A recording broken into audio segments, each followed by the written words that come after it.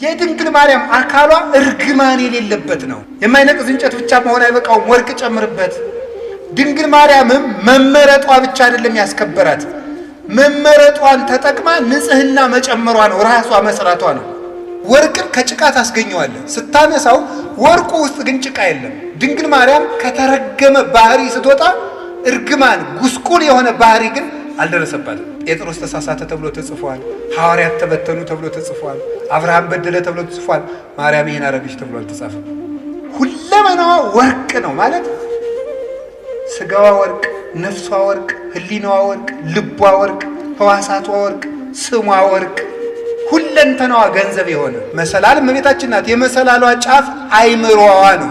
አይምሮዋ ውስጥ ህሊናዋ ውስጥ ከእግዚአብሔር ውጭ ምንም ገብቶባት የማታውቅ እንተ ኢርእያ አይነ ንስር ዲያብሎስ ያልተመለከታት የታጠረች ገነት እጹቅ አዘቅተማ ህይወት የታጠረች አትክልት የተገጠመች የውሃ ጉድጓድ አዘቅተማ ህይወት የህይወት ውሃን ያፈለቀች የታተመች የውሃ ምንጭ እመቤታችን ናት።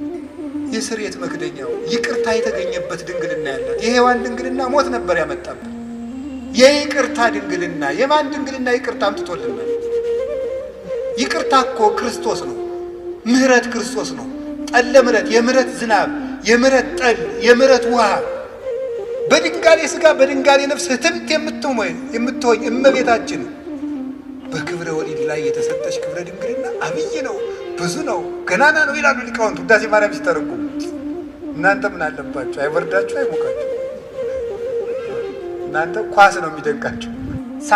ሳትወልድ ድንግል ሳይወለድ አምላክ፣ ስትወልድ ድንግል ሲወለድም አምላክ፣ ከወለደች በኋላም ድንግል ከተወለደ በኋላም አምላክ። ድንግልናዋ አለመለወጡ የልጇ አምላክነት ላለመለወጡ ማስረጃ ነው።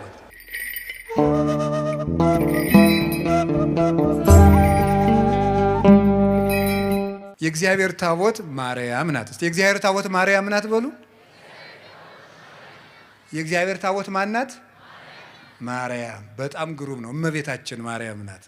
ዛሬ እጥፍ ድርብ ደስታ ነው። በሰንበት ላይ ደብረ ዘይት እንደሚሉት አባቶቻችን ታቦተ ጽዮን ላይ እመቤታችን ያለችበት ነው። የእግዚአብሔር ታቦት ለምንድን ነው የምንላት? እንግዲህ ታቦቱን ከምን አይነት እንጨት ስራው ነው ያለ? አቤት ከማይነቅዝ እንጨት። በላዩ ላይ ምን አድርግበት ብሎታል? ወርቅ በሉ እንጂ በወርቅ ለብ ከማይነቅዝ እንጨት በሉ። ድገም ሁላችሁ አፍ ያላችሁ ሁሉ። ከምን አይነት እንጨት? በላዩ ላይ ምን ጨምርበት? ወርቅ ጨምርበት። ስንት ቀለበት አድርግለት? 4። በጣም ጎበዞች ናቸው። ከዛ በምኑ ላይ አነጋግርሃለሁ? በስርየት መክደኛው ብሉ እንጂ በሞት ይሄን ድገሙት። አቤት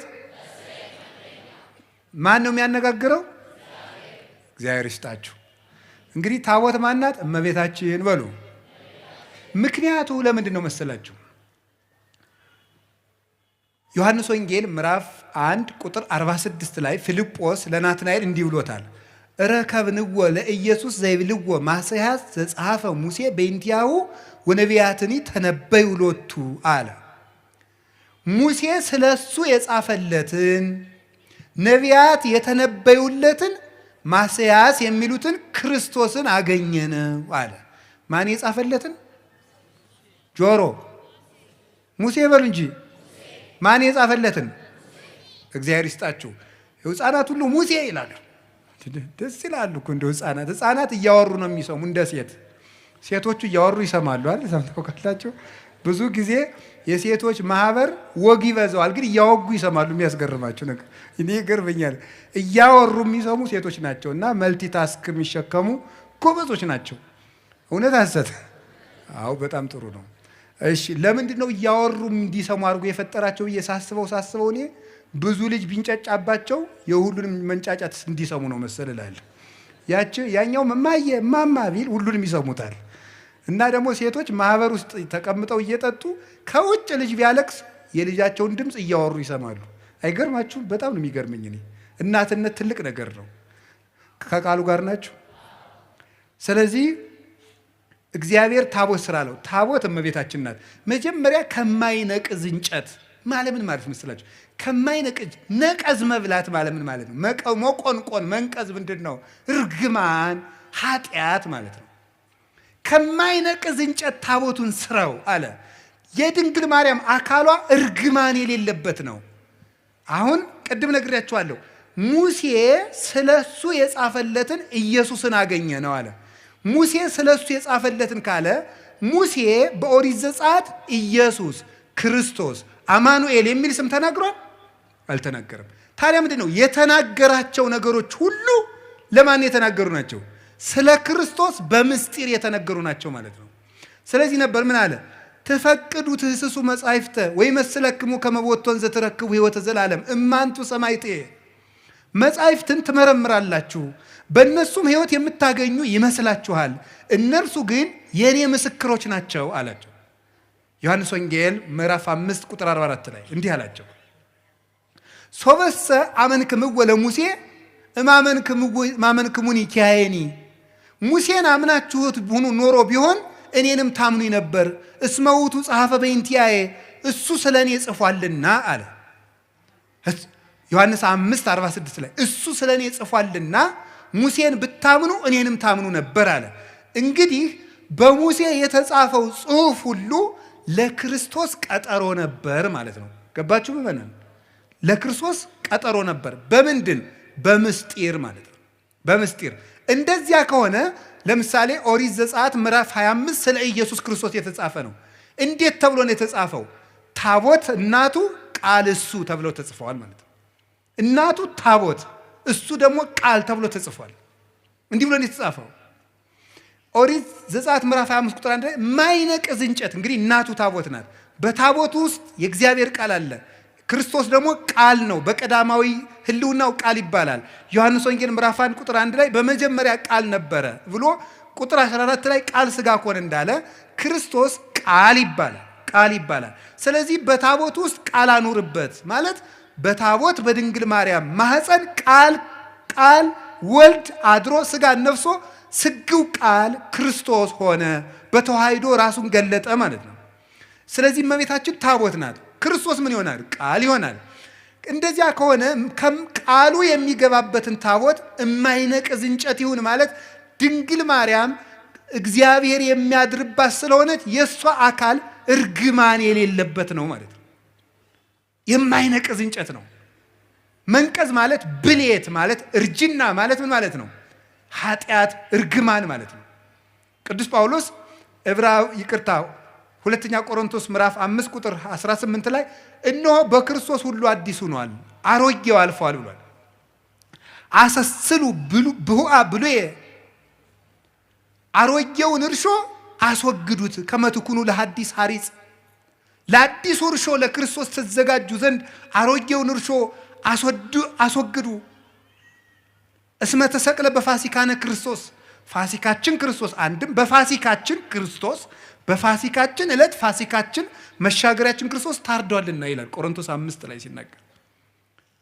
አሮጌውን እርሾ አስወግዱ። ስለዚህ አሮጌ ማለት ኃጢአት ማለት ነው። አሮጌ መንቀዝ ማርጀት ማለት ኃጢአት ማለት ነው። እርግማን ማለት ነው። ሞት ማለት ነው። ከማይነቅዝ እንጨት ታቦቱን ስራው ማለት ድንግል ማርያም መጀመሪያም ኃጢአት ሳይኖርባት ነው ያዘጋጃት። እርግማን አልነበረባትም። ከሴቶች ተለይቶሽ አንቺ የተባረክሽ ነሽ ያላት ስለዚህ ነበር። ሉቃስ ወንጌል ምዕራፍ 1 ላይ እንግዲያ ምድር ሁሉ የተረገመ ነው፣ እመቤታችን ግን ለይቶ የተባረክሽ ነሽ አላት። ከወንዶች ሳይል ከሴቶች አለ። ለምንድን ነው? እርግማን የመጣ በሴት ነበረ። በሴት ስለነበረ ሴቲቱ ዓለምን ሁሉ የምትወክልናት።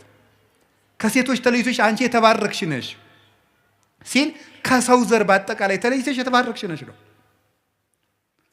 ከማይነቅዝ እንጨት ማለት ይሄ ነው። በወርቅ ለብጠው ምንድን ነው? በወርቅ ለብጠው ማለት ነው። ልብ ብላችሁ ስሙ የእግዚአብሔር ቤተሰቦች። መጀመሪያ ከማይነቅዝ እንጨት ስራው ማለት እንጨቱ መጀመሪያ በተፈጥሮ ይሄ ሁሉ ታቦቱ ረጅም ዘመን ሲቀመጥ እንዳይነቅዝ ነው። ከማይነቅዝ እንጨት ስራው አለው፣ እንዳይፈርስ ነው። ይሄ ማለት ምን ማለት ነው? ድንግል ማርያም መጀመሪያ አካሏ የአዳም ሸክም የሌለበት እርግማን የሌለበት አድርጎ እግዚአብሔር አዘጋጀው። እንዴት ይሆናል? በእግዚአብሔር ኃይል ይሆናል። ታምር ነው የእሷ ነገር።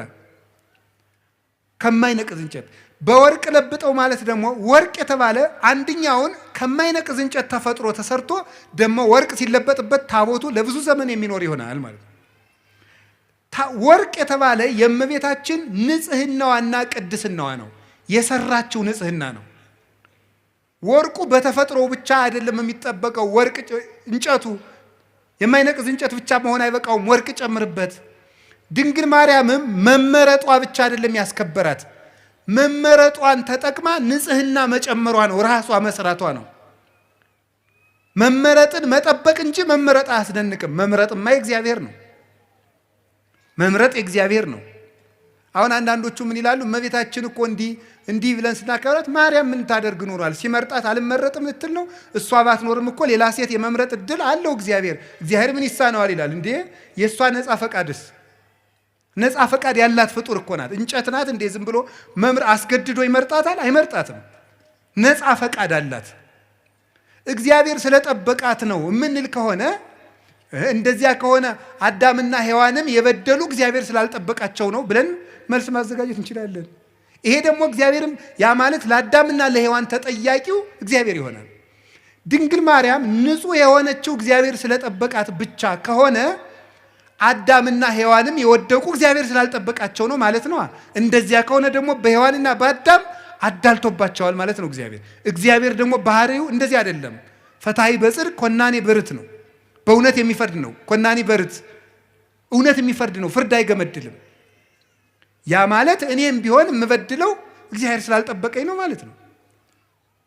እንደዚያ ከሆነ ደግሞ ለኃጢአቴ ተጠያቂ ሊያደርገኝ አይገባም ማለት ነው። እመቤታችን ብቻ ከጠበቀ ሔዋንንስ ለምን እንዳትበድል አይጠብቃትም? እግዚአብሔር የማንንም ነፃ ፈቃድ አይሻማም። የድንግል ማርያምንም ነፃ ፈቃድ ያከብራል። የመበደል መብት አይነፍጋትም። እንዳትሳሳት አይከለክላትም። እሷ መጠበቋን መመረጧን አጽንታ በጠበቀች ንጹሕ ሆና በጸናች መጠን እግዚአብሔርን በእጁ እየደገፈ ጠበቃት። የመጀመሪያውን እሱ ባርኮ ሰጣት። አካሏን ከማይነቅዝ እንጨቱ አለመንቀዙ በተፈጥሮ የተገኘ ነው። እግዚአብሔር ያነው እንዲያርጎ የፈጠረው። ድንግል ማርያም እርግማን የሌለባት መሆኗ በእግዚአብሔር እጅ ነው። በወርቅ መለበጥ ግን የሰው ነው። ንጽህና ጨምሮ መኖር ግን የሷ ነው። ስማራያ እግዚአብሔር ይላሉ ሊቃውንቱ። እግዚአብሔር መረጣት ይልና ቢመርጣትማ ምን ይደንቃል? እንድትመረጡና ብትገኝ ነው እንጂ ይላሉ። እንድትመረጡና ተገኘች። ምርጫዋን ደግሞ አጸንታ ያዘች። ቅዱስ ጳውሎስ መመረጣችሁን ታጸኑ ዘንድ ከፊት ይልቅ አሁን ትጉ ያለን ለዚህ ነው። ስለዚህ እመቤታችን በወርቅ የተለበጠች ታቦት ናት። እስኪ በሉ በወርቅ የተለበጠች በሉ። እማይነቅዝ የሚለው ትርጉሙ ምንድን ነው? አይ እናቶች እንደው ምእመናን እንደው ደጋግናችሁ እኮ እናንተ። እማይነቅዝ የሚለው ምንድን ነው ትርጉሙ? ለእመቤታችን ሲሆን ኃጢአት የሌለባት ነው። እርግማን የሌለባት። እስኪ እርግማን የሌለባት በሉ። ወይም የአዳም ጉስቁልና ያላረፈባት። እንጨቱ በተፈጥሮ የማይነቅዝ ነው። እመቤታችንም እግዚአብሔር ሲፈጥራት ከእናቷ ማህፀን ሲለያት እርግማን እንዳይኖር አድርጎ ነው የጠበቃት። አቀባ ጰራቅሊጦስም ከርሰማ ወይ ረኩሰት በምንትንም ዘፈጠራ። እንዴት ሊሆን ይችላል? ከመምጽውር ጽሩየ ገብረ አለ ቅዱስ ዮሐንስ አፈወርቅ። ይሄ እንዴት ሊሳካ ይችላል ካል ወርቅ ከጭቃ እንደሚገኘው ነው አለ። ወርቅን ከጭቃ ታስገኘዋለህ ስታነሳው፣ ወርቁ ውስጥ ግን ጭቃ የለም። ድንግል ማርያም ከተረገመ ባህሪ ስትወጣ እርግማን ጉስቁል የሆነ ባህሪ ግን አልደረሰባትም። አባቶቻችን በብዙ ነገር ተርጉሞ በሾህ መካከል እንደተከበበች ጽጌረዳ ይላል። ጽጌረዳ አበባ እሾሁ መሃል ላይ ናት። እሾሁ ግን የለባትም። ድንግል ማርያም የእርግማን እሾህ ባለበት ዓለም ውስጥ እርግማኑ ሳያርፍባት ወጣች። እንደ ጽጌረዳይቱ መዓዛዋን ብቻ ይዛል። መዓዛ አፏሃ ከመ ኮል ወኩሉ ነገራ በሰላም ያለ ቅዱስ ያሬድ ይህን ነው። አንደበቷ እንደ እንኮይ የሚያምር መዓዛውን ይዛ የወጣች እሾሁ ያልተከተላት ጽጌ ሃይማኖት ዘጸገየት በማእከለ ሐስዋክ፣ በእሾህ መካከል አበባ የተገኘች የሃይማኖት አበባ መዓዛ ብቻ ያላት እሾሁ ግን የሌለባት የመካከለኛዋ ውብ ጽጌረዳ እመቤታችን ናት። እርግማን ያልነካት። ወርቁ ግን ራሷ የሰራችው ንጽህናዋ ነው። ዓይኗ ንጹህ፣ ጴጥሮስ ተሳሳተ ተብሎ ተጽፏል። ሐዋርያት ተበተኑ ተብሎ ተጽፏል። አብርሃም በደለ ተብሎ ተጽፏል። ማርያም ይሄን አረገች ተብሎ አልተጻፈም። አንደበቷ ክርክም ያለ ነውር የሌለባት በእውነት ጠባብ ወትህት ዘልህቀት በቤተ መቅደስ ውስጥ ተቀምጣ መልአክ እያነጋገራት ትዕቢት የሌለባት ትህት ጥበብን የተመላች እወቁኝ የማትል ልጇ በሆሳዕና እንኳን እንደው ግርግር ሰው ሁሉ ሲበዛ እንዴ የአምላክ እናት ፊት አድርጉኝ የማትል በትህትና እስቲ እዚህ ላይ እመቤታችን እንዲህ አለች ተብሎ ሰምታችኋል? ሐዋርያት አነጠፉ፣ ገሌ ፊት ሄደ፣ ጴጥሮስ እንዲህ አለ ሲባል እሷ እንዲህ ነኝ የማትል ይሄ አይገባኝም ይሄ ይገባኛል የማትል ስደት አይገባኝም ሳትል የተሰደደች መልካም ነገር ይገባኛል አክብሩኝ የማትል ትህትናን የተመላች ወርቅ። ትንቢተ ዘካርያስ ምዕራፍ 4 ቁጥር 2 ላይ ነቢዩ ዘካርያስ ርየ ተቃዋመ ማይቶት ዘካርያስ የወርቅ መቅረዝን አይቶት ነበረ። ምን ያለ ዘይትን የተመላ 7 አይጹቅ ያላት 7 ቅርንጫፍ ያላት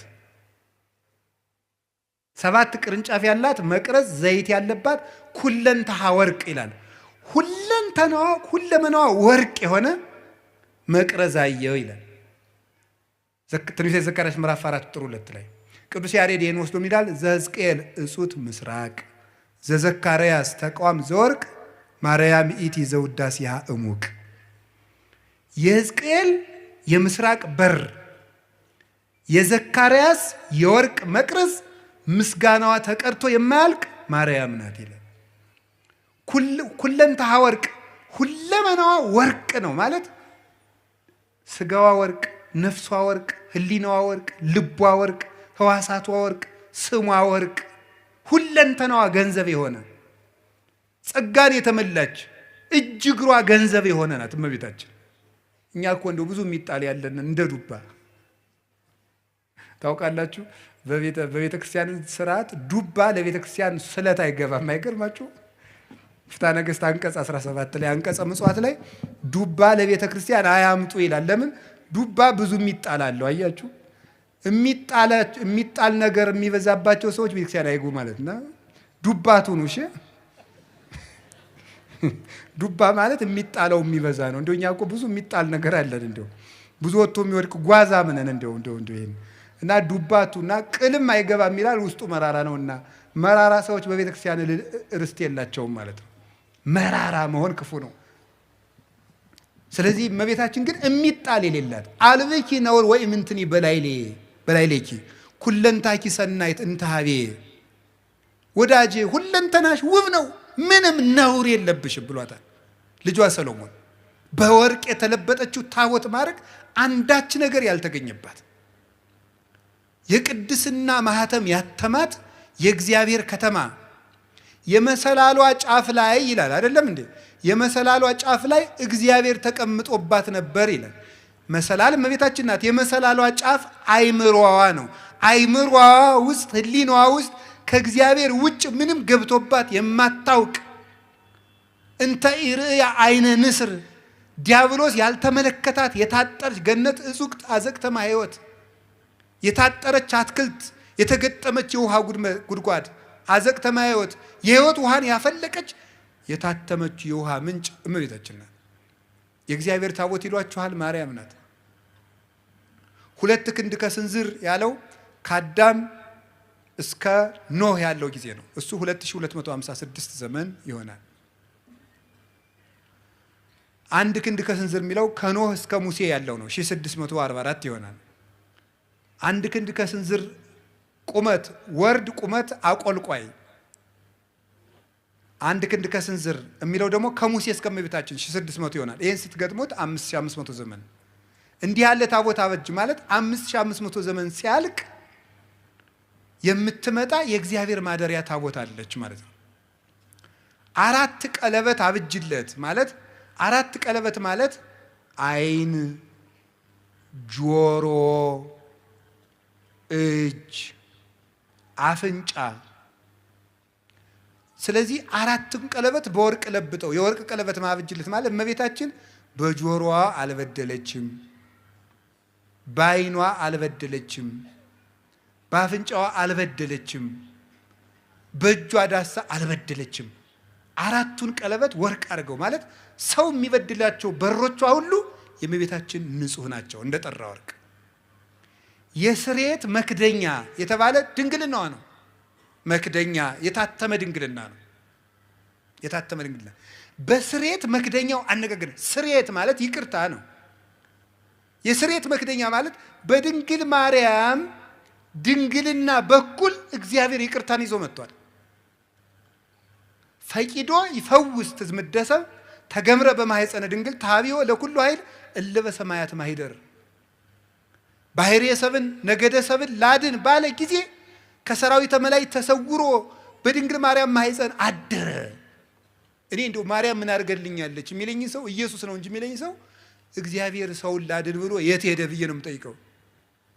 እግዚአብሔር ሰውን ላድን ብሎ ወደ ማርያም መጣ ነው የማገኘው መጽሐፍ እኮ የሚለኝ። እግዚአብሔር ሰውን ሊያድን መጣ። እንዲህ አለ እኮ ጌታ እስመ መጽአ ወልደ እጓለ እመሕያው ከመ ይህስስ ወያድን ዘተሐጉለ። የሰው ልጅ የጠፋውን ሊፈልግና ሊያድን መጥቷል አለ ማቴዎስ 18 ላይ። የሰው ልጅ የጠፋውን ሊያድን መጥቷል። የሰው ልጅ ክርስቶስ የጠፋውን ሊያድን መጣ። የጠፋውን ሊያድን ሲመጣ ወዴት መጣ? መጀመሪያ ወደ ድንግል ማርያም መጣ። እግዚአብሔር ድህነትን ይዞ ጉዞ የጀመረባት ገብቶ የከተመባት የድህነት ሀገር፣ የፈውስ ሙዳይ፣ የሃይማኖት ከተማ እመቤታችን ናት። ስለዚህ የስርየት መክደኛው ይቅርታ የተገኘበት ድንግልና ያላት የሔዋን ድንግልና ሞት ነበር ያመጣብን። የይቅርታ ድንግልና የማን ድንግልና ይቅርታ አምጥቶልናል? ይቅርታ እኮ ክርስቶስ ነው። ምህረት ክርስቶስ ነው። ጠለ ምህረት፣ የምህረት ዝናብ፣ የምህረት ጠል፣ የምህረት ውሃ፣ የምህረት ፀሐይ፣ የምህረት ብርሃን ክርስቶስ ነው። የምህረት ዛፍ ክርስቶስ ነው። የምህረት ፍሬ ክርስቶስ ነው። እሱን ያስገኘ ድንግልና የድንግል ማርያም ነው። ምህረት የሰጠ ድንግልና፣ ምህረት የፈሰሰበት ድንግልና፣ ምህረትን ዓለም ያሳየ ድንግልና የማርያም ድንግልና ነው። ዝም ብሎ ድንግልና አይደለም። ጓዲድ አብዩቱ ስብሐተ ድንግልናኪ በማርያም ድንግል ፍጽምት በድንጋሌ ሥጋ በድንጋሌ ነፍስ ህትምት የምትሆኝ እመቤታችን በክብረ ወሊድ ላይ የተሰጠች ክብረ ድንግልና አብይ ነው፣ ብዙ ነው፣ ገናና ነው ይላሉ ሊቃውንት ውዳሴ ማርያም ሲተረጉሙ። እናንተ ምን አለባችሁ? አይወርዳችሁ፣ አይሞቃችሁ። እናንተ ኳስ ነው የሚደንቃችሁ። እንዲሁ ተጃጅላችሁ ያለቃችሁ ሰዎች ይቅር በሉኝ እሺ። ገሎ ማዳን ዘይቤ ማለት ነው። እሺ ከቃሉ ጋር ናችሁ።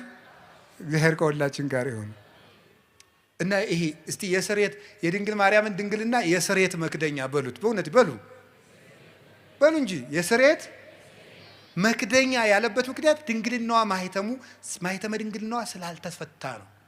ስርየት የተባለ ደግሞ ይቅርታን ለዓለም ያወጣ ድንግልና የእመቤታችን ድንግል ነው። እኔ እውነቴን ነው። አይ ካህናት የታደሉት እመቤቴ ለማኅፀንኪ እግዝእቴ በረከቱ እፈቱ እግዚአብሔር ዘተጸውረ ቦቱ ይላሉ። እመቤቴ ማርያም ሆይ የማኅፀንሽን በረከት እፈልገዋለሁ፣ ይድረሰኝ የማኅፀንሽ በረከት። እግዚአብሔር ያደረበት ወደዚች ምስራቅ የማይዞር ማን ነው? ፀሐይ ጽድቅ ኢየሱስ ክርስቶስ ወጥቶ የሚያጽደለድልባትን ያችን ምስራቅ ዘወር ብሎ ማየት የማይፈልግ የጨለማው ልጅ ካልሆነ በቀር እሱ ማን ነው? መዞር የሚያሰኘኝ እኔ ወደ እመቤታችን ነው። ወደ እሱ ያልዞርኩ ወዴት ልዞር ነው ዛሬ? የስርየት መክደኛ በስርየት መክደኛው አነጋግርሃለሁ። በሉ በስርየት መክደኛው በሉ እመቤታችን ድንግል ላይ መክደኛው ማለት ታቦቱና ታቦቱ የሚጋጠምበት መግጠሚያው ላይ ነው። ጫፉ የታችኛውና የላይኛው የሚጋጠሙበት መግጠሚያው። ይሄ የስርየት መክደኛ የእመቤታችን ድንግልና ነው። የስርየት መክደኛ የተባለበት የእመቤታችን ድንግልና መጀመሪያ ብቻ ክርስቶስን ወልዶ ያቆም አይደለም፣ ዘለዓለም ይቅርታን ያሰጣል። ከልጇ ጋር እያስታረቀ እንማጸንበታለን። ባቀፉህ እጆቿ፣ በሳሙ ከንፈሮቿ፣ ባዘነ ጀርባዋ፣ በወሰነችው ማኅፀኗ ብለን እንማጸናለን። ዛሬም ይቅርታን ይሰጠናል። ስለዚህ የድንግል ማርያም ማኅፀኗ የይቅርታ ማኅፀን ነው። አነጋግርሃለሁ ማለት ምን ማለት ነው? የድንግል ማርያም ማኅፀን የሃይማኖት መስበኪያ ነው። የሃይማኖት ምስክር ነው። የእምነት መግለጫ ነው። ወትሜህሮሙ ሰጊደ ለስሉስ ማህያዊ ለማህያዊ ሥላሴ ስግደትን የምታስተምርላቸው ናት። ድንግል ማርያም እምነትን የምትገልጥ ናት እንጂ እምነትን የምትጋርድ አይደለችም። እመቤታችን ዘላለማዊ ድንግልና ነው ያላት። የስሬት መክደኛው አይፈታም። ለምንድን ነው የማይፈታው? ለምንድን ነው የማይፈታው? አካላዊ ቃል ነው የገባበት። የእግዚአብሔር ቃል ነው ያደረበት። ለምን ሲባል እግዚአብሔር የሚነጋገርበት የስሬት መክደኛ ነው። ያ ማለት የድንግል ማርያም ማህፀን የእምነት ሰባኪ ነው። እንዴት ነው የሚሰብከው? ሳትወልድ ድንግል ናት። እስኪ ሳትወልድ ድንግል በሉ። ስትወልድ ድንግል በሉ። ስትወልድ ድንግል በሉ። እሺ፣ ከወለደች በኋላ ድንግል በሉ። እስኪ እንደገና ደግማችሁ ንገሩኝ። ያይ ሶስቱንም ንገሩኝ እንጂ። እሺ፣ እሺ፣ ከወለደች በኋላ ይሄ ማለት ምን ማለት ነው? በስርየት መክደኛው ምን እልሃለሁ ነበር ያለ? ዘብዛባ ሁኜ እንዳይመስላችሁ እሺ። ነገርን ከነገር ለማገናኘት ነው የምደግመው። እሺ፣ በስርየት መክደኛው ምን አረጋለሁ ነው ያለው? የስርየት መክደኛ ያልነው በሐዲስ ኪዳን ሲተረጎም ምንድን ነው? የእመቤታችን ምንድን ነው? ድንግልናዋ ነው። ድንግልናዋ ነው የስርየት መክደኛ። ስርየት የተባለ ይቅርታን የሰጠ ክርስቶስ ከማን ስለተወለደ ነው? ከእመቤታችን ስለተገኘ። እንደዚያ ከሆነ ሳትወልድ ምንድናት? ድንግል በሉ። ቀጥሉ። ስትወልድ፣ ከወለደች በኋላ ለምን ለምን በሉ እንጂ። ምን ያደርጋል ይሄ ስትሉ፣ ለልጇ ምስክር ስለሚሆን። ምን? ኢየሱስ ክርስቶስ ሳይወለድ አምላክ በሉ፣ ሲወለድም አምላክ፣ ከተወለደ በኋላም አምላክ። ስለዚህ ዕብራውያን 13 ቁጥር 8 ላይ ኢየሱስ ክርስቶስ ዘትማልሙ ወይም ወክም መውት እስከ ለዓለም፣ ኢየሱስ ክርስቶስ ትናንትም ዛሬም እስከ ዘላለሙ ድረስ ያው ነው ይላል። ያው ነው። ሳትወልድ ድንግል፣ ሳይወለድ አምላክ፣ ስትወልድ ድንግል፣ ሲወለድም አምላክ፣ ከወለደች በኋላም ድንግል፣ ከተወለደ በኋላም አምላክ።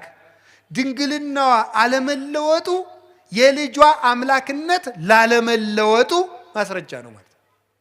ለማይለወጠው ልጇ ምስክር እንድትሆን እሱ ሰው ቢሆንም አምላክነቱ ስላልተለወጠ እሷም ብትወልድም ድንግልናዋ አልተለወጠም። ለልጇ ምስክር ናት። በስርየት መክደኛው አነጋግርሃለሁ ማለት አለመለወጤን፣ የማልለወጥ አምላክ መሆኔን በማይለወጠው በእናቴ ድንግልና እነግርሃለሁ፣ አስተምርሃለሁ ማለት ነው። ቅዱስ ዮሐንስ አፈወርቅ ሃይማኖተ አበው ምዕራፍ 67 ቁጥር 31 ላይ እንዲህ ይላል፣ እሰብክ መንገለ ድንግልናሃ ለማርያም እንተ ትከውን ስም አለ ቃል ይላል። ለቃል ምስክር በምትሆን በድንግል ማርያም ድንግልና ክርስቶስን እሰብከዋለሁ ይላል።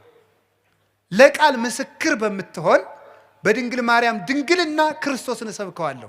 የድንግል ማርያም ድንግልና የክርስቶስ መስበኪያ ነው። ድንግልናዋ አልተለወጠም። ለምን? እሱም ሰው ሲሆን አልተለወጠምና። የማይለወጥ አምላክ መሆኑን ለማስረዳት የእናቱን ድንግልና ሳይለውጥ ተወለደ።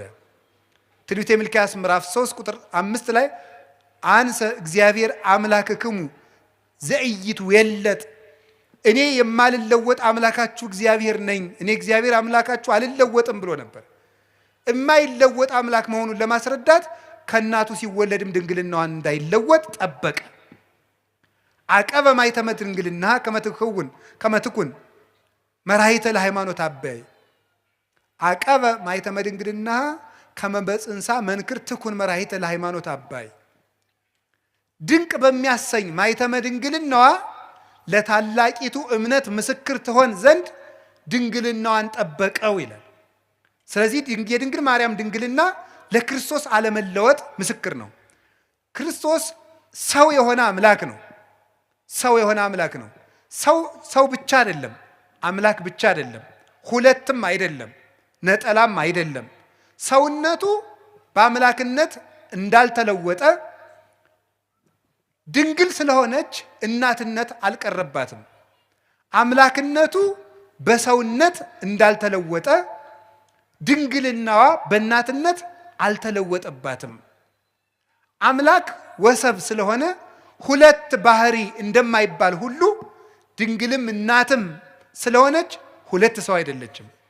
እናቱ አንድ ሁና ድንግልም እናትም እንደሆነች ክርስቶስ አንድ አካል አንድ ባህሪ ሲሆን አምላክነቱ በሰውነት ሰውነቱ በአምላክነት ያልተለወጠበት በተአቅቦ የሚኖር በተዋሂዶ ክብሩን የገለጠ ስግው ቃል ወልድ ዋሕድ አምላክ ወልደ አምላክ ይባላል። እንግዲህ ከገባችሁ ይገባችኋል። ደግሞ ይገባችኋል። ይዛችሁታል? እሺ። ድንግል ማርያም ድንግል ናት በሉ። እሺ። እናት ናት በሉ። ክርስቶስሳ አምላክ ነው በሉ። ሰው ነው በሉ። ደግሞ ድንግል እናት ግን ሁለት ናት። ክርስቶስ አምላክ ነው፣ ሰው ነው፣ ሁለት ነው አይደለም፣ አንድ ባህሪ ነው። ስለዚህ የተዋህዶ ምስክር ናት ማለት ነው። የተዋህዶ ምስክር እንድትሆን ድንግልናዋን የጠበቀበት ምክንያት ለዚህ ነው። ስለዚህ እግዚአብሔር በዚህ ነግሮናል። ትንቢተ ሕዝቅኤል ምዕራፍ 44 ቁጥር 2 ላይ ድንግል ማርያም ድንግል ሆና የሆነችውና በዘላለም ድንግልና የቀጠለችው ድንግልናው ያልተለወጠው ለምንድን ነው ብትሉ፣ አንደኛ ለልጇ ምስክር እንድትሆን ነው። አሁን ባልኳችሁ የልጇን አለመለወጥ እንድትመሰክር፣ የልጇን ተዋህዶ እንድትመሰክር፣ ለልጇ ምልክት እንድትሆን። ትንቢተ ኢሳይያስ ምዕራፍ 7 ቁጥር 11 ላይ እግዚአብሔር ይውበክሙ ትእምርተ፣ እግዚአብሔር ምልክት ይሰጣችኋል፣ ድንግል በድንግልና ጸንሳ በድንግልና ትወልዳለች፣ ስሙንም አማኑኤል ትለዋለች አለን። ማቴዎስ ምዕራፍ 1 ቁጥር 23 ላይ በነቢይ የተነገረው ይፈጸም ዘንድ ስሙን አማኑኤል ትበለው በለው፣ ድንግል በድንግልና ትወልዳለች፣ ስሙም አማኑኤል ይባላል የተባለ ይፈጸም ዘንድ አለ። እግዚአብሔር ምልክት ይሰጣችኋል፣ ድንግል ትወልዳለች አለ። ድንግል ማርያም ዘላለማዊ ድንግልና ከሌላት ምልክትነቷ ምንድን ነው? ምልክት የሆነችው እኮ ዘላለማዊ ድንግልና ስላላት ነው። ያ ምልክት የተፈጸመባት ድንግል ደግሞ እመቤታችን እንደሆነች ወንጌላዊ ነግሮናል። ስለዚህ ድንግል ማርያም የማይለወጥ ዘላለማዊ ድንግልና አላት። ለምን? ምስክር እንድትሆን። ወዲህም ደግሞ ለምንድን ነው የማይገባባት ሲባል ሌላ ባል አላገባችም፣ ሌላ ልጆችን አልወለደችም። ለምን? የኃያላን አምላክ እግዚአብሔር ስለገባባት። ሕዝቅኤል ምዕራፍ 44 ቁጥር 4 ላይ እንደተነገረው የሰራዊት ጌታ እግዚአብሔር ገብቶባታልና ሌላ አይገባባትም፣ ተዘግታ እጹታ ትነብር ለዓለም፣ ለዘላለሙ ታትማ ትኖራለች። መልስ ለምን? እግዚአብሔር ስለገባባት። እግዚአብሔር ስለገባባት። አንዳንዶቹ ምን ሊሏችሁ ይችላሉ? አረ ትንቢተ ሕዝቅኤል ምዕራፍ 44 እኮ ስለ ማርያም የሚመለከት አይደለም ይላል። አይድረስ እኮ ነው እናንተ። ደንቆሮና እንትን አሉ እንዴ ብልህና ጅል ተከራክረው አሉ፣ ጅል አሸነፋሉ። ምን ብሎ ሲባል እምቢ ብሎ። እንዲሁ ይገርማችኋል እኮ እንደዚህ ነው። ምንድን ነው የሚለው? እምቢ። እንደዚህ ነው። መልሱ ምንድን ነው? አይደለም። እንደዚህ ብሎ አይደለም ይባላል። እንዲሁ እኮ ይገርማል። እንዲሁ ምን ይሻላቸዋል? እንዲሁ ድንቁርና እንዲሁ ነውር ነው። ድንቁርና እንዲሁ ጥበብ ቤቷን ሰራች እንደተባለ ጥበብ ድንቁርና ቤቷን ሰራች፣ 7 ምሰሶም ማቆመች ያስብላል። እነዚህ እኮ ነውር ነው። ስለ እመቤታችን አይደለም ለማለት ምንድን ነው ማስረጃ? አንድ እኮ እንዲሁ የመጽሐፍ ቅዱስ መንፈሳዊ ሕይወት አለ፣ በስነ ጽሑፍም ቢሆን ሕግ አለ። አንድ በስነ ጽሑፍም እኮ እንዲህ ነው ለተባለ ባለሙያዎቹ ሀሳብ ሲሰጡበት ነው። ባለሙያዎቹ ሀሳብ ይሰጡበታል። ሙያ አለው እኮ። እስቲ አሁን እኔ ብድግ ብዬ እኔ ስፔሻሊስት ዶክተር ነኝ ብል ምን ትላላችሁ? ይሄ መነኩስ ያበደ አትሉም? እንደዚህ እኮ ነው ሁላችሁ። ሙያ አለው ነው፣ ባለሙያውን ነው የምትጠራ። መቼም ኩላሊ ልብ ሳስበው በግራ ጡት ዝቅ ብላ ነው ያለች፣ እስቲ ኦፕሬሽን ላድርግ አይባልም። እንዲህ ሳስበው ተብሎ ስራ አለ የለም። ባለሙያ ያለው የትኛው አካል የት ቦታ እንዳለ የሚያውቅ፣ የትኛው ጥቅስ ለየትኛው እንደሆነ የሚያውቁ፣ ለዘመኑ የቀረቡ፣ ለጉዳዩ የቀረቡ፣ ለእግዚአብሔር የቀረቡ ሶስቱንም የሚያሟሉ አባቶች ማርያም ናት ብለው ነግረውናል። ሶስቱንም የሚያሟሉ ለዘመኑም ቅርብ የነበሩ፣ በመጀመሪያው ክፍለ ዘመን፣ በሁለተኛው ክፍለ ዘመን፣ በሶስተኛው ክፍለ ዘመን፣ በአራተኛው ክፍለ ዘመን የነበሩ እነ ቅዱስ ኤፍሬም፣ እነ ቅዱስ ቄርሎስ ነግረውናል። እነ ቅዱስ ኤራቅሊስ ነግረውናል። ማርያም ናት የሕዝቅኤል ምስራቅ ብለው። ቅዱስ ያሬድ ነግሮናል። ሊቁ ለእግዚአብሔር የቀረበው ለዘመኑ የቀረበው 6ኛው ክፍለ ዘመን የነበረው ሰማይ ድረስ ሂዶ ዜማን ቆንጥሮ ያመጣው እሱ ነግሮናል። አንተ የት ቤት ነህ እንደው ማን? ስለዚህ ለዘመኑ ቅርብ ናቸው፣ ለጉዳዩ ቅርብ ናቸው። መጻሕፍትን ጥሬ ቆርጥመው እግዚአብሔርን በሱባኤ እየጠየቁ የተማሩ ናቸው። ለእግዚአብሔር ቅርብ ናቸው። ሽንገላ ክዳት የሌለባቸው ሊቃውንት ሐዋርያውያን አበውን የተከተሉ ሊቃውንት ማርያም ናት። የምስራቂቱ በር ማርያም ናት። ደሞስ ምን ይጎልባታል ብትባል ዮሐንስ 8:12 ላይ እኔ የዓለም ብርሃን ነኝ አለ። እሱ የዓለም ብርሃን ከሆነ ልጇ እመብርሃን ብትባል ምንድን ነው ኖሩ? በዚያውም የዓለም ብርሃን ኢትዮጵያ ናት የምትሉ ሰዎች አርፋችሁ ተቀምጡ። ኢትዮጵያ የዓለም ብርሃን የሚባል የጅል ስብስብ ነው። የምሬን ነው። የዓለም ብርሃን ክርስቶስ ነው እንጂ ኢትዮጵያ የዓለም ብርሃን ሆናም አታውቅም አትሆንምም። የዓለም ብርሃን ማን ነው? ክርስቶስ በሉ። የዓለም ብርሃን ማን ነው? ክርስቶስ ነው። ኢትዮጵያ የዓለም ብርሃን አይደለችም። ማን ነው ያላችሁ እንደዚህ? ከቤተ ክርስቲያን ሰውን ለማጥፋት የሚዘየድ ስብስብ ነው። ብር ካጣችሁ ነግዱ። እኔ እውነቴን ነው። ነግዱ፣ ስሩ። እንዴ እውነቴን ነው። የኢትዮጵያ ሰው ብር መናቂያ ይወዳል፣ ስራ መናቅ ይወዳል። ብር ደሞ ለ2,000 ብር ይላል። ወይ ጥጋ እንደው እናንተ እንዴ! አንዳንዱ ደግሞ ኩራት ራት ነው ይላል። እንዴው ከመጨለት ወዲህ ነው ራቱ ነው የሚያውቁ ኩራት። እንዴው እስቲ ቅመሰው። እንዴው ኩራ እየኮራ 3 ቀንጠኛና እንዴው ሲለበልብ ታገኘዋል። እንዴው እውነቴን ነው። ስሩ ልቅ ኩራት ራቱ ነው ያውቅ። ሲራክ ምን አለ? 3 ሰዎች ነፍሴን አበጻጯት አለ። ሴሰኛ ሽማግሌ፣ ንፉግ ባለጸጋ እና ትዕቢተኛ ድሃ እንዲሁ ነፍሴን አበሳጯታል። ይሁላችሁ እሱ ነው የምነግርህ። ስሩ ዝም ብላችሁ። እኛ ኢትዮጵያውያን ምንም የሚጠቅም ነገር የለም። መስራት፣ መጽደቅ፣ መፎከር ምንም አያመጣም። መስራት፣ መጽደቅ፣ መልካም መሆን። ኢትዮጵያውያን መልከኞች፣ ሰራተኞች እንኳን የእግዚአብሔር መጽሐፍ እነ ሄሮዳትስ የታሪክ ጸሐፊዎች ሁሉ ምንድን ነው ኢትዮጵያውያን ማለት ጨዋታ የሚያውቁ ጥበብ የሞላባቸው ቤታቸውን ከመንገድ ዳር ሰርተው በሞት የብሉልኝ ይጠጡልኝ የሚያውቁ ሰውነታቸውን የሚያድሱበት የጠራ ውሃ ያላቸው መቼም እሱ ጸበል አይለን ነገር የተባረኩ ሕዝቦች ናቸው ተብሎ ተጽፎልናል። ያንን ነው መጠበቅ።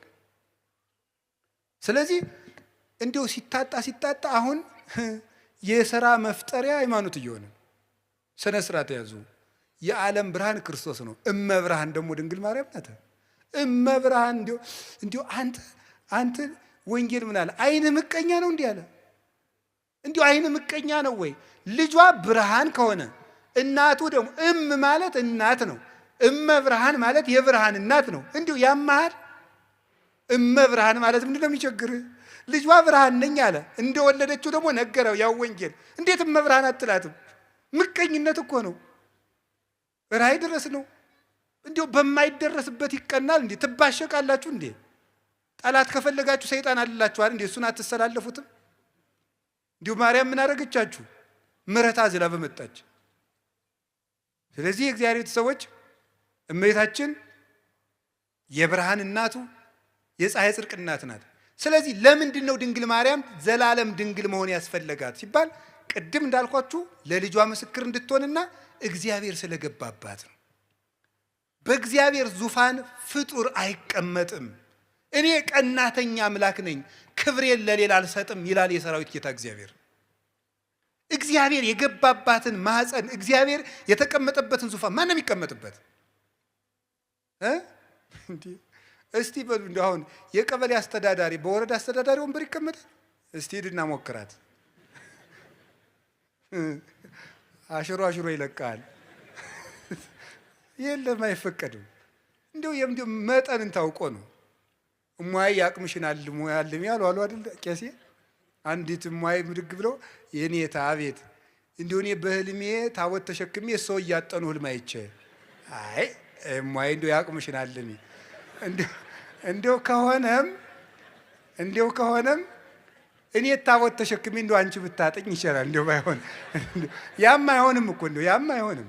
እንደው በየት አልፎ ባይቲ ሀሊፈቂ ድጓታ ሚሄረቂ ያለ እንደው ነውር እኮ ነው። መጠን አለው ነው።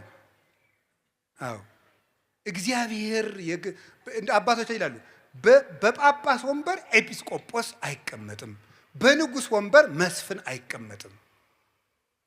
እግዚአብሔር በገባበት ዙፋን ፍጡር አይደርስም ፈጽሞ።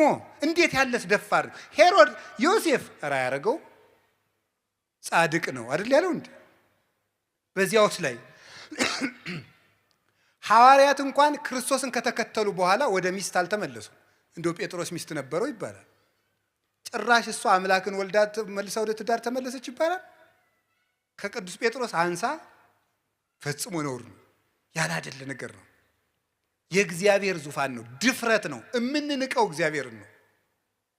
ማርያምን እመቤታችንን አይደለም የምንንቀው፣ እግዚአብሔርን መዳፈር ነው። እንዴት ትዳር ክቡር ነው ብሏል። ትዳር ክቡር የሆነው ለተፈቀደለት ነው። ትዳር ክቡር የሚሆነው ለሚጠቅመው ለተሰማራበት ለተፈቀደለት ነው። ሰው ሁሉ ወኩሉ ዘከመ ተጸውዐ ያሉ ሁሉም እንደተጠራበት አጠራር ይኑር ነው ያለ ቅዱስ ጳውሎስ። በንጽህና እኖራለሁ ያለ ይኑር እና ለድንግል ማርያም ግን ይሄ ሁሉ መጠኑ አይደለም። ወንድ አላውቅም ሐሳብ የራሱ የለኝም እኮ ነው ያለችው። ቅዱስ ጎርጎርዮስ ዘንዚናዙና ዘኑሲስ የሚሉት እንደዚህ ብላ ስትናገር በቃ ዘግታ ጨርሳለች ማህተሟን ነው የሚሉት። ፈጽሞ ሐሳብ ራሱ ብልጭታ የሚባለው ራሱ መጥቶባት አያውቅም ስላለ የምታስበው እግዚአብሔርን ብቻ ነው። እንዲህ ያለች ነው የስርየት መክደኛ ያሰኛት ይሄ ነው። አማናዊት ታቦት እመቤታችን ናት። እመቤታችን ቅድስት ድንግል ማርያም ይሄ ታቦት ምን ያርፍበት ነበር? ብርሃን። እስቲ ብርሃን በሉ። አቤት! ከድንግል ማርያም ምን ተገለጠ? ብርሃን በሉ እንጂ። ያ ብርሃን ማን ነው? ክርስቶስ ነው። ብርሃን ያረፈባት ታቦት እመቤታችን። ያንን ብርሃን ምን ይከበው ነበር አልኳችሁ? በሉ እንጂ። ምን አለ? መንፈስ እግዚአብሔር ቅዱስ ይመጽእ ላዕሌኪ ወኃይለ ልዑል ይጼልለኪ። የእግዚአብሔር መንፈስ ባንቺ ላይ ይመጣል፣ የልዑል ኃይልም ይጋርድሻል። ሀብተ መንፈስ ቅዱስ የጋረዳት መንፈስ ቅዱስ በሀብተ መንፈስ ቅዱስ የተጋረደች። ቅዱስ ቄርሎስ ሲናገር መኑ ውእቱ ዘከማከ ዘከለለ መንበሮ በእሳት ይላል። ቅዳሴ ቄርሎስ ላይ ሲናገር መንበሩን በእሳት ያጠረ እንዳንተ ማን ነው ይላል። መንበር እናቱ ናት። በእሳት መታጠሯ መንፈስ ቅዱስ ይጋርድሻል መባሏ ነው። የታጠረች መንበር ናት።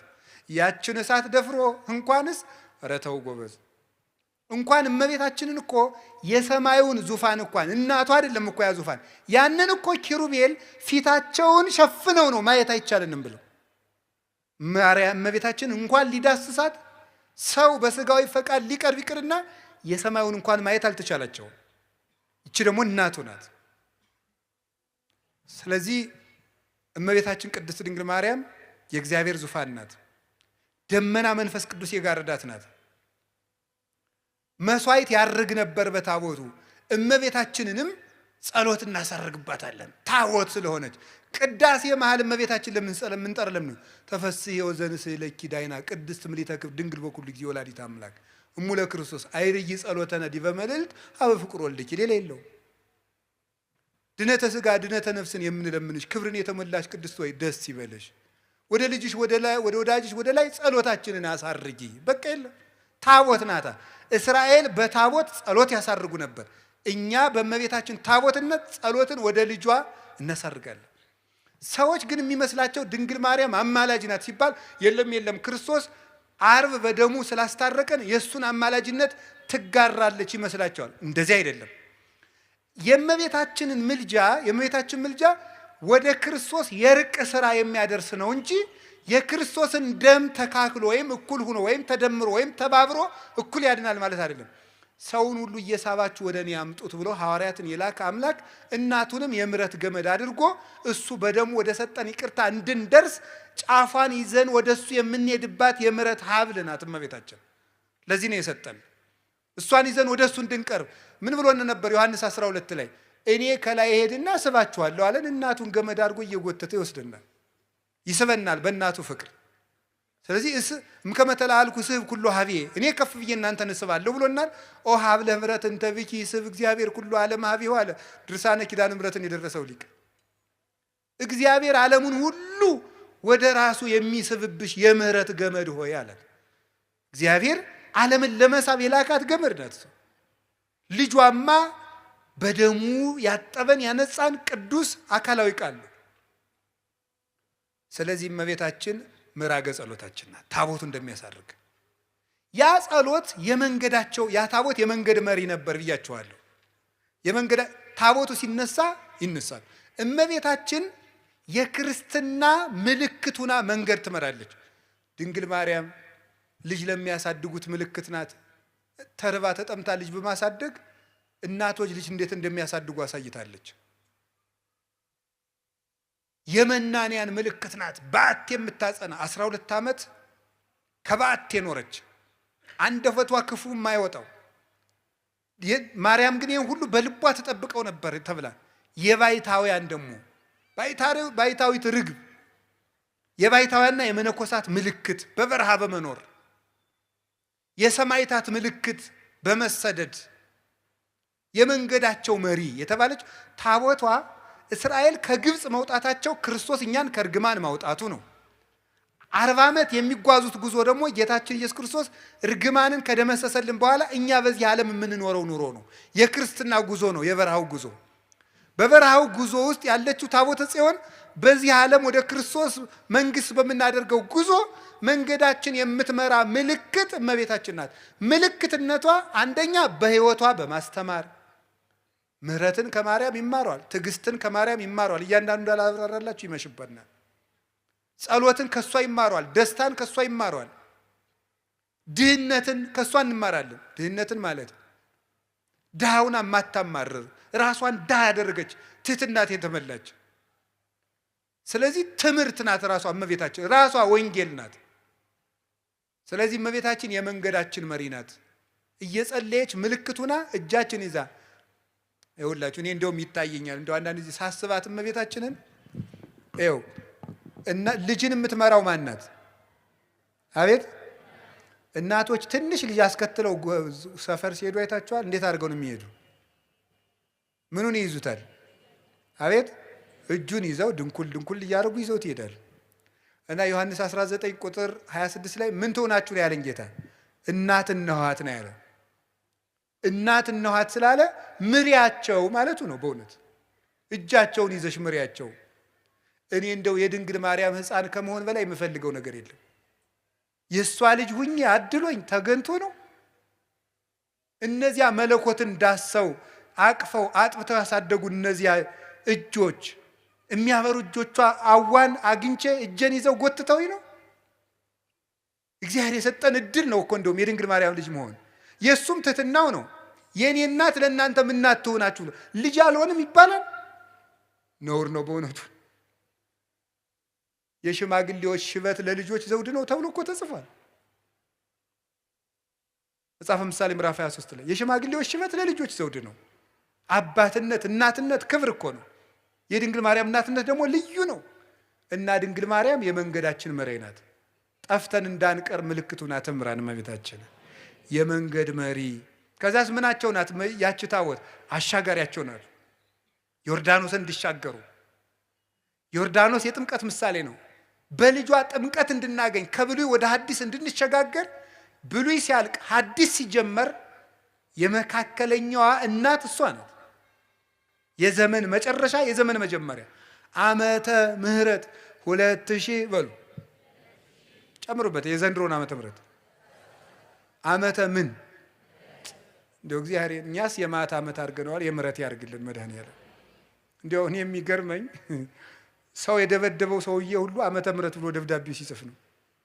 ዓመተ ምሕረት ይላል። ሚስቱ ጋር ተጣልቶ ነው ዓመተ ምሕረት የሚለው። እሱ ሚስት ጋር ታረቅ አላረገውም እያለ ዓመተ ምሕረት ብሎ ይጽፋል። እንዲሁ ሰው እኮ የሚያረገው ነው ያውቀው። የምሕረት ዓመት ውስጡን አንተ ምሕረት አታረግም አትታረቅም። እስቲ ዓመተ ምሕረት በሉ እና ታረቋ። የምሕረት ዓመት ውስጥ እንዴት የፍዳ ዓመት ታረጉታላችሁ?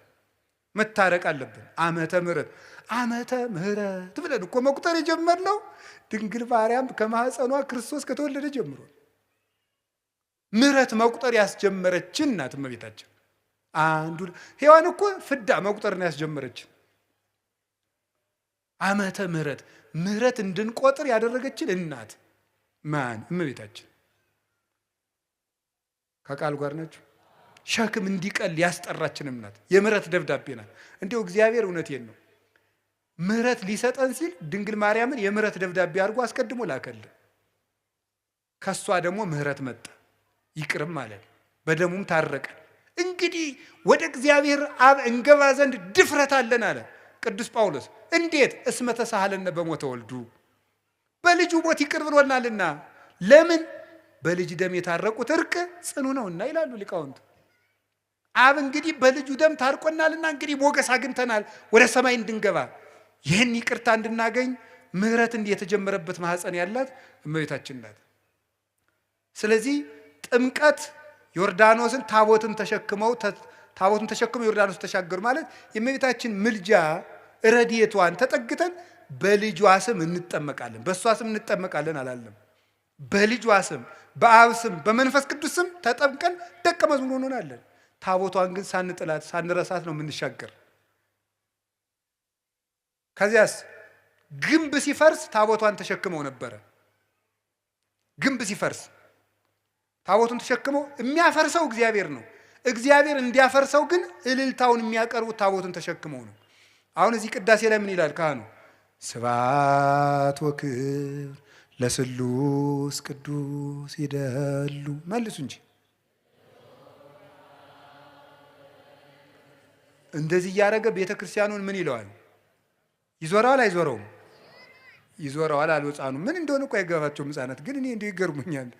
ይዞረዋል አይዞረውም?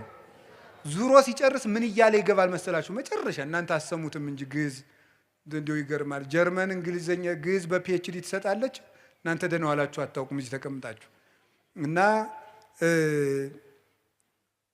ዙሮ ሲጨርስ እንደዚህ አጥኖ ዙሮ ሲገባ ምናል እግዚአብሔር አምላኬ በከማናል ከጥቅማ ለኢያሪኮ በሄደ ኢያሱ ገብርከ ወልደ ነዌ ከማዋንል ጥቅማ ኃጢአቴ ወኃጢአቶሙ ለኩሎሙ ሕዝብከ ይላል። አቤቱ ፈጣሪ እግዚአብሔር ሆይ በባሪያህ በኢያሱ እጅ የኢያሪኮን ግንብ እንዳፈረስክ በእኔ በባሪያህ እጅ የሕዝብህን የኃጢአት ግንብ አፍርስ ይላል። አጥኖ ሲገባ ነው። እዚያ መቅደሱ ሲገባና ተፈሥሒ ተፈሥሒ ተፈሥሒ ማርያም ምልዕተ ጸጋ ታቦቱን ተሸክመው አይደል ግንቡን የዞሩት።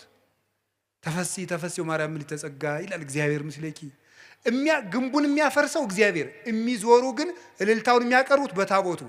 ኃጢአታችን ይቅር የሚለን የሚደመስስልን ልጇ ክርስቶስ ይቅር በለን ብለን ጸሎታችን የምናሳርግባት ታቦት እመቤታችን የኃጢአታችን ግንብ እንዲፈርስ ተሸክመናት የምንዞራት ታቦታችን ናት። የሚያፈርስልን ግን ልጇ ነው። ይቅር የሚለን እሱ ነው። ከዚያት ርስት ይዘዋት የገቡ ታቦት። እስቲ በሉ ርስት በሉ። ስለዚህ እመቤታችን መንግስተ ሰማያት ይዛን የምትገባ ታቦት ናት።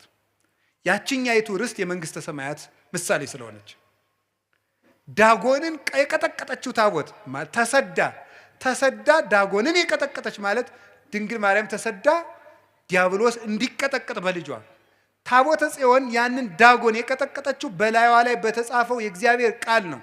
ድንግል ማርያምም አካላዊ ቃልን አዝላ ወደ ግብፅ ወደ ኢትዮጵያ ተሰዳ ዲያብሎስ በልጇ ኃይል እንዲቀጠቀጥ አድርጋለች። አሸንፋ የተመለሰች ማለት ሄሮድስም ሙቶ ዲያብሎስ ተነስቶ አሸንፋ በስደት ዲያብሎስን አሸንፋ የተመለሰችው ታቦት በአቢዳራ ቤት እንደባረከች 3 ወር ኤልሳቤጥን ተገኝታ የባረከች ዳዊት እየዘለለ እንዳመሰገናት ጽንስ እየዘለለ ያመሰገናት ማናት? ይቺ እመቤታችን። መጨረሳት በወርቅ የተለበጠች ናትና ታቦቱ አይነቅዝም። በወርቅ የተለበጠ ነውና በሉ ታቦቱ ምን አይልም? መጀመሪያ ምን የማይል እንጨት ነበር፣ ኋላ በምን ተለብጧል? ስለዚህ ይነቅዛል። እመቤታችን መጀመሪያም እርግማን ሳይኖርባት ነው የፈጠራት። ኋላም ራሷ አልበደለችም። ሞት ደግሞ የኃጢአት ደመወዝ ነው። ሮሜ ምዕራፍ 6 ቁጥር 4 ላይ የኃጢአት ደመወዝ ሞት ነው ይላል። እመቤታችን ደግሞ አልበደለችም። ስለዚህ ሞት በእመቤታችን ላይ ስልጣን የለውም።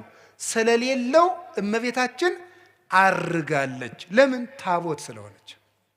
ታቦት ከማይነቅዝ እንጨት። ለምን? ሞት የመጣ በኃጢአት ነው። አዳም መሬት ነህና መሬት ግባ፣ መሬት ተመለስ የተባለው ስለበደለ ነው። እሷ ደግሞ ከዚያ በደል ነፃ ናት፣ ራሷም አልበደለችም። ስለዚህ የሞት ርስት በድንግል ማርያም ላይ የለም። ስለሌለም ታቦት ናትና ተነስታለች፣ የእግዚአብሔር ታቦት ስለሆነች። ለዚህ ነው መዝሙር 131 ላይ ተንስ እግዚኦ ውስተ ዕረፍትከ፣ አቤቱ አንተ ወደ ዕረፍት ተነስ፣ ወደ ዕረፍት ተነስ፣ አንተ ወታቦተ መቅደስከ፣ አንተም ተነስ፣ የማደሪያ ታቦት ማርያምም ትነሳ። ስለዚህ ቅዱስ ዳዊት ምን አለ? ታቦት ናት አለ። ቅዱስ ጳውሎስ ደግሞ ምን አለ? ሊቀ ካህናት ክርስቶስ የገባባት ደብተራ ድንኳን ናት አለ። ዕብራውያን ምዕራፍ 9 ቁጥር 12 ላይ ወክርስቶስ ከዊኖ ሊቀ ካህናት ለእንተ ትበጽሕ ሰናይቱ በውስተ ትኄይሶተ አቢ ደብተራ እንተ ኢገብራ እደ ሰብእ። ክርስቶስ ግን ሊቀ ካህናት ሆኖ ሲመጣ የሰው እጅ ወዳልሰራት መቅደስ ገባ ይላል። ሊቀ ካህናት ሆኖ ሲመጣ ደብተራ፣ የሰው እጅ ወዳልሰራት፣ ደብተራ ማለት ድንኳን ነው። ደብተራ ብላችሁ ሰው አትሳደቡ። ደብተራ ማለት ድንኳን ማለት ነው። እንዲሁም ትርጉም የሌለው ነገር እኮ የምታወሩት። ደብተራ ማለት ድንኳን ማለት ነው። ምን እያላችሁ ነው? እንዲሁ ይገርማል። ሰማችሁ? እንዴ ግዕዝ እኮ ነው፣ የማታውቁት ልም ታወራለች። ደብተራ ድንኳን ማለት ነው። ድንኳን ደግሞ የኦሪቲቱ ቤተ መቅደስ ናት ደብተራ የተባለች። ከዚያም እመቤታችን ናት። የሰው እጅ ወዳልሰራት መቅደስ ገባ አለ። ልብ ብላችሁ ስሙ። በብሉይ ኪዳን መቅደሱ ይፈርሳል። ለምን በሉ? የሚሞት ሊቀ ካህናት የሚያገለግልበት መቅደስ ስለሆነ። ክርስቶስ ግን ዘላለማዊ ሊቀ ካህናት ነው። ሞት በሱ ላይ ስልጣን የለውም። እነዚያን ሞት እስመ ይስዕሮሙ ሞት፣ እነሱን ሞት ይሽራቸዋል። ዕብራውያን 7:25 እስከ 27 እነሱን ሞት ይሽራቸዋል። እሱን ግን ሞት አይሽረውም። ክህነቱም የዘላለም ነው። እሱ የዘላለም ካህን ሊቀ ካህናት ስለሆነ እሱ የገባባት ቤተ መቅደስ ደግሞ የማትፈርስ ቤተ መቅደስ ናት። እሱ የባረካት ታቦት ናት። ስለዚህ ሊቀ ካህናቱ እንደማያልፍ ሁሉ ክርስቶስ የዘላለም ሊቀ ካህናት እንደሆነ እሱ የገባባት መቅደስም የዘላለም መቅደስ ናት። መቅደስ እንተ ይትትነሰት ደብተራ ፍጽምት ዘጳውሊ ዘይገብራ ወማይደሩ በጽድቅ ዘገብራ ካህሊ፣ ለሰራት ላዘጋጃት ሁሉን ለሚችል ለሱ ማደሪያው የሆነች የቅዱስ ጳውሎስ ፍጽምት ድንኳን ማርያም ናት አለን ቅዱስ ያሬድ። አባቷ ዳዊት እየዘመረላት፣ የልጇ ሎሌ አባቷ ዳዊት እየዘመረላት ፈለሰት ዘይበሊ ሀበዘ ይበሊ፣ ከሚፈርሰው ወደማይፈርሰው ዓለም አረገች። ለምን? ፍጽምት ድንኳን ስለሆነች፣ እማትፈርስ መቅደስ ስለሆነች፣ እማትነቅዝ ታቦት እንጨት ስለሆነች፣ በወርቅ የተለበጠች ስለሆነች ያቺ ታቦት ታየች። ቅዱስ ዮሐንስ ወንጌላዊ በራእይ የእግዚአብሔር ታቦትን አየዋት ያለን ታቦት እቺ ነበረች። ድንግል ማርያም ከሞት የተነሳችው ለምንድን ነው ከተባለ ታቦት ስለሆነች፣ የእግዚአብሔር ታቦት ስለሆነች ተነሳች። ያችኛይቱ ታቦት ትማረካለች፣ እንዲህ ትላለች። ለምን? የሚሞት ሊቀ ካህናት የሚያገለግልባት መቅደሱ ይፈርሳል። የሚሞት ሊቀ ካህናት ይችሳ ኦ መቅደስ እንተባቲ ተክህነ እግዚአብሔር ብቻ ለገባባት መቅደስ አንክሮ ይገባል ይላል ኤራቅሊስ ሃይማኖተ አበው ምዕራፍ 49 ላይ ሲናገር እግዚአብሔር ብቻ ላገለገለባት መቅደስ አንክሮ ይገባል። እግዚአብሔር ብቻ የገባባት መቅደስ ድንግል ማርያም ናት። ወደ እሷ ገባ፣ አገለገለባት። እሱ ብቻ የገባባት ናት፣ ሌላ አይገባባትም። ሞትም ሊደፍራት አይችልም። ስለዚህ የሰው ልጅ መሆኗ እንዲታወቅ የልጇን አዳኝነት ቤዛነት መከተል ስላለባት እሷም ነፍሷ ከስጋዋ ተለይቶ ሞትን ቀምሳለች፣ ግን ተነስታለች። ስጋዋን የማፍረስ ስልጣን ከማይነቅዝ እንጨት የተቀረጸውን ታቦት ነቀዝ የመብላት ስልጣን እንደማያገኝ ወርቁ እንደሚከለክለው ሁሉ እግዚአብሔር መጀመሪያ እርግማ እንዳይኖርባት ስለጠበቃት ንጽሕናም ስላለ ሞት የእሷን ስጋ መድፈር አይችልም፣ አፈር ሊበላው አይችልም። ስለዚህም ተነሳች። ተነስታም ዮሐንስ ወንጌላዊ ታቦት ስለሆነች አየኋት አለ። አይ ታቦት ናት ያችማ ስንል ደግሞ ያችን ታቦት ሰው ናት ብሎ ነቁጭ አለ። ራዕየ ዮሐንስ ምዕራፍ 12 ቁጥር 1 ላይ በሰማይ ታላቅ ምልክት ታየ፣ ብእሲት እንተ ትለብስ ፀሐይን የለበሰች ወርኅታይተ እገሪሃ ጨረቃ ከእግሯ ስር ያለች ወከዋክብት በዲበ ርእሳ በራሷ ላይ ከዋክብት ያሉላት ሴት አየች አለ። ዮሐንስ 11 ላይ ታቦት አየዋልና 12 ላይ ሴት አየዋለ። ያችም ማናት? ፀሐይን የለበሰች ናት። እንግዲህ ያው ፀሐይ ማን ነው? ክርስቶስ። ክርስቶስን ስለለበሰች ደግሞ ሞት በሷ ላይ ስልጣን የለውም፣ ትንሣኤ ልቡናን ስለተነሰች። እንግዲህ የሁላችሁ እግዚአብሔር አካላዊ ቃል ያደረባት ጸሎታችን የምታሳርግ ድንግልናዋ የሚያስተምር ብርሃን የሰፈረባት ደመና መንፈስ ቅዱስ የሚገባት መንገድን የምትመራን የምታሻግረን የኃጢአታችን ግንብ እንዲፈርስ የምታማልደን ርስት የምንወርስባት ሞት በሷ ላይ ስልጣን የሌለባት በክብር ያረገች እናት የእግዚአብሔር ታቦት ይሏችኋል ማርያም ናት። ወስብሐት ለእግዚአብሔር። ይቆየን።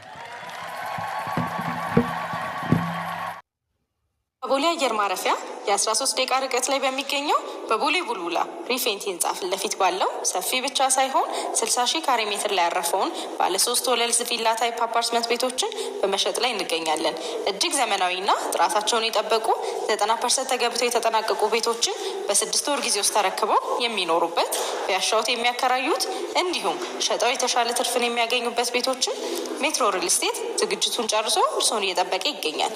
በውስጡም በቂ የሆነ መኪና ማቆሚያ፣ ስታንድ ባይ ጀነሬተር፣ ደህንነት መቆጣጠሪያ ካሜራዎች፣ የከርሰ ምድር ውሃ እንዲሁም ለተለያዩ ዝግጅቶች የሚሆኑ የጋራ መጠቀሚያ ቦታዎችን የያዙ ዘመናዊ መንደርን ይዘንሎት ቀርበናል። ይህ እድል ለ10 ቤቶች ብቻ የቀረበ ስለሆነ ይፍጠኑ እያልን ለበለጠ መረጃና ለሳይት ጉብኝት ከታች ባሉ ስልኮች ይደውሉልን። ሜትሮ ሪል ስቴት